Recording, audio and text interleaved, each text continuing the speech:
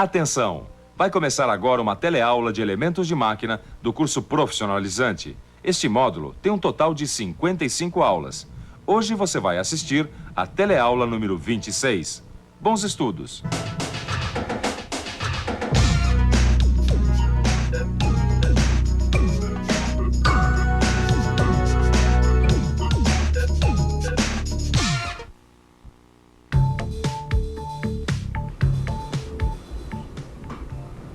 E aí, Edgar, você viu que bela lista de peças eu fiz pro nosso kart? É bela e incompleta, né, Neuza? Incompleta? Ué, será que eu esqueci de alguma coisa? Bom, Neuza, se você esqueceu, eu não sei, viu? Só sei que eu não li nada aí sobre a correia do alternador, viu? Ah, Edgar, não é tão grave assim, poxa vida. É só uma correia. Que nada. O único problema é que o nosso kart não vai a lugar nenhum, né? Mas tudo bem. Ué, eu não sabia que uma simples correia fosse assim tão importante. Bom, se você também não sabe a importância de uma simples correia, então preste atenção, hein? Nesta teleaula de hoje você vai aprender quais são e como funcionam os principais elementos de máquinas para a transmissão de movimento. Viu só? A teleaula de hoje está imperdível. Vamos lá?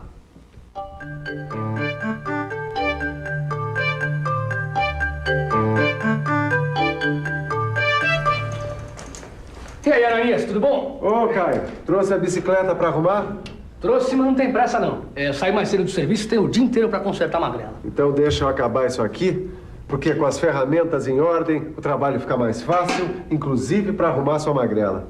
Quem diria, Ananias? Um motorzinho desse consegue movimentar uma máquina desse tamanho. Isso é possível graças a essa correia. Quer dizer, a esse sistema de transmissão, né? Por que tem esse nome, hein? Sistema de transmissão. Bom, é porque ele transmite o movimento desse motor através dessa correia, fazendo girar a ferramenta e assim fresando a minha peça. Eita, coisinha inteligente, hein? Bom, eu sou suspeito para falar porque esse aqui é o meu trabalho, mas eu acho que alguém estava inspirado mesmo quando inventou os elementos de transmissão. E quais são os outros tipos de elementos de transmissão? Bom, para acompanhar isso, você vai ter que olhar a nossa reportagem. Correntes, cabos, engrenagens, polias e correias dentadas. Esses são apenas mais alguns elementos de transmissão que foram criados para transferir movimentos entre os elementos mecânicos. E o que é melhor, essa transferência de movimento ocorre com uma perda mínima de energia e com eficiência e durabilidade. Agora a gente vai conversar com um aluno que vai dizer pra gente do que mais são capazes os elementos de transmissão. Bom, com esses elementos que você acaba de mostrar, são montados os sistemas de transmissão. E o que faz um sistema de transmissão? Muito simples, ele transfere potência de um eixo chamado motor para outro chamado de movido. Os sistemas de transmissão também podem variar as rotações entre um eixo e outro. Nesse caso, o sistema de rotação é chamado variador. Bom, existem 3 tipos de variadores que são mais usados e que podem ser úteis para o nosso kart, viu? E quais são esses tipos? É o sistema variador por engrenagem, por correias e por atrito. Edgar, vem cá, dá uma olhada aqui. Esse desenho não está mostrando um variador por engrenagem? Exatamente, mas independente do tipo de variador, sua função está ligada aos eixos. Eixos? Eixo pode ser definido como um elemento mecânico em que são acopladas engrenagens, polias e outros elementos que transmitem ou suportam esforços. Então, esse sistema de transmissão tem 2 eixos, certo? Exatamente. E você seria capaz de me dizer quais são os elementos que estão acoplados a esses 2 eixos? Claro, Ananias. São essas 2 polias aqui, ó. Muito bem. Pelo visto, você não vai ter muita dificuldade em entender os modos de transmissão. Seria por acaso a maneira como a força é transmitida? Exatamente. E a força pode ser transmitida de 2 maneiras, por atrito e pela forma. A transmissão pela forma recebe esse nome porque a forma dos elementos transmissores é adequada ao encaixamento desses elementos entre si. Essa é a maneira de transmissão mais utilizada, principalmente com os elementos que você vai ver agora. Meu amigo, que elementos você está usando nesse caso? Bom, aqui está sendo usados elementos chavetados para a transmissão da força. E no caso desse desenho aqui? Bom, nele eu representei os eixos árvores entalhados e existem também os eixos árvores estriados. A transmissão da força acontece através desta forma.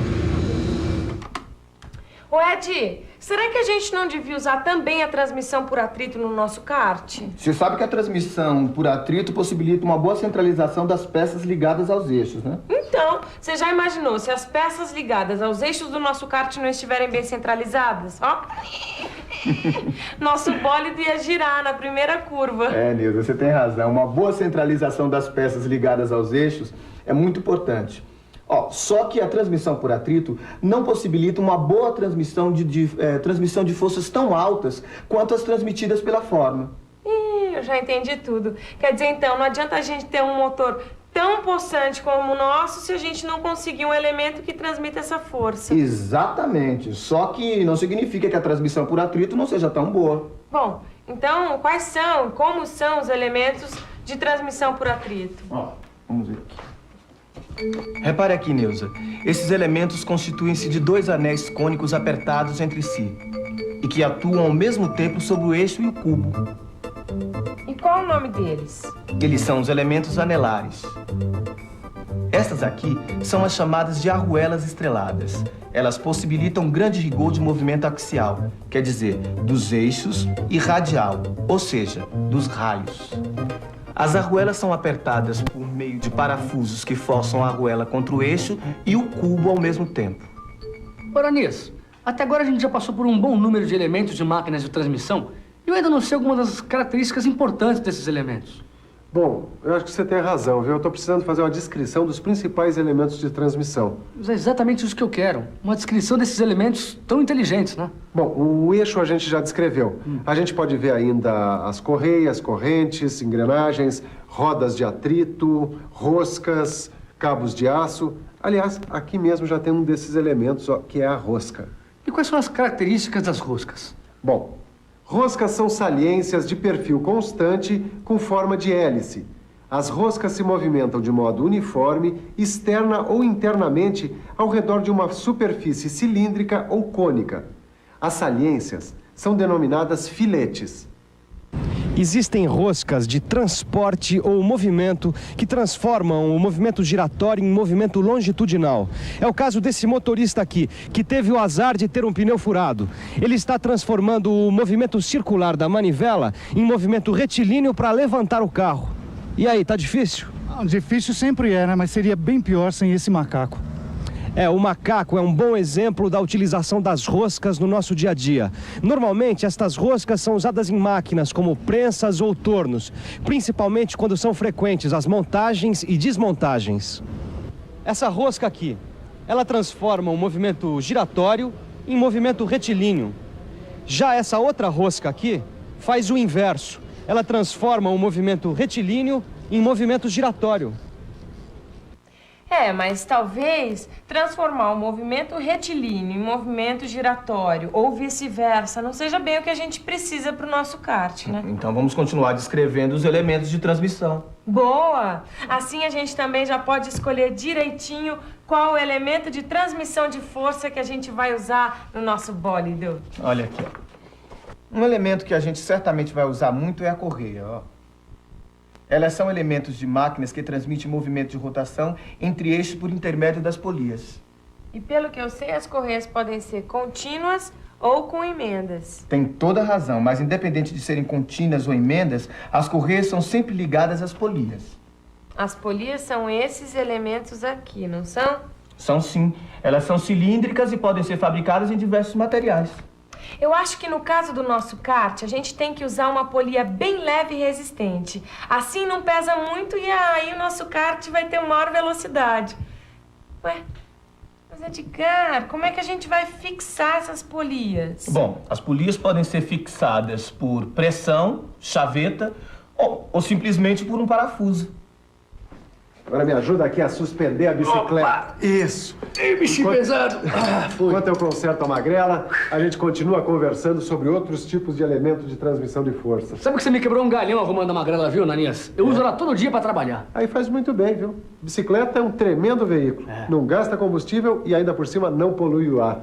Mas o melhor de tudo é que você praticando exercícios com regularidade, você faz um bem enorme pra sua saúde. Isso é verdade. Sabe que eu me sinto bem melhor depois de fazer exercícios? Melhor que isso, né? Não custa nada. Olha aqui, ó. Tá vendo aqui? A corrente? Isso. Esse aqui é um exemplo de elemento de transmissão de força. As correntes, em geral, são metálicas, formadas por anéis ou elos. Tá bom, mas só existe um tipo de corrente? Não. Existem vários tipos de correntes, cada uma com uma aplicação específica. Essa aqui é a chamada corrente de elos. Agora, aqui na sua magrela mesmo, você tem outro exemplo de corrente. Já sei. Essa aqui? Exatamente. Essa é a corrente de buchas. Enquanto a gente não consertar essa corrente, você não vai conseguir transmitir força para as rodas. Outro tipo de elemento de transmissão bastante utilizado é a engrenagem. Elas também são conhecidas como rodas dentadas e servem para a transmissão entre eixos. Existem diversos tipos de engrenagens, cada uma para um uso específico. Estas aqui, por exemplo, são as engrenagens cilíndricas de dentes retos. Agora só falta falar de dois tipos de elementos de transmissão: as rodas de atrito e os cabos de aço. As rodas de atrito transmitem movimento entre dois eixos paralelos ou que se cruzam, mas esta transmissão é feita por atrito. Já os cabos de aço são elementos de máquinas feitos de arame trefilado a frio. Inicialmente, esse arame é enrolado em pernas. Depois, essas pernas são enroladas em espiral em torno de um elemento central, também conhecido como alma ou núcleo. Puxa, depois de todos esses elementos de transmissão de força, eu acho melhor você estudar bastante, fazer uma boa revisão para não esquecer de tudo isso depois. E atenção, se liga aí que é hora da revisão. Na teleaula de hoje, você ficou sabendo o que são os elementos de transmissão. Aprendeu também que a força pode ser transmitida pela forma do elemento ou pelo atrito. Deu. Pronto, Caio. Agora você vai poder voltar a praticar seus exercícios físicos diariamente. Não, e o melhor é que agora eu vou voltar para casa e praticar os exercícios do meu livro. Tchau! Tchau.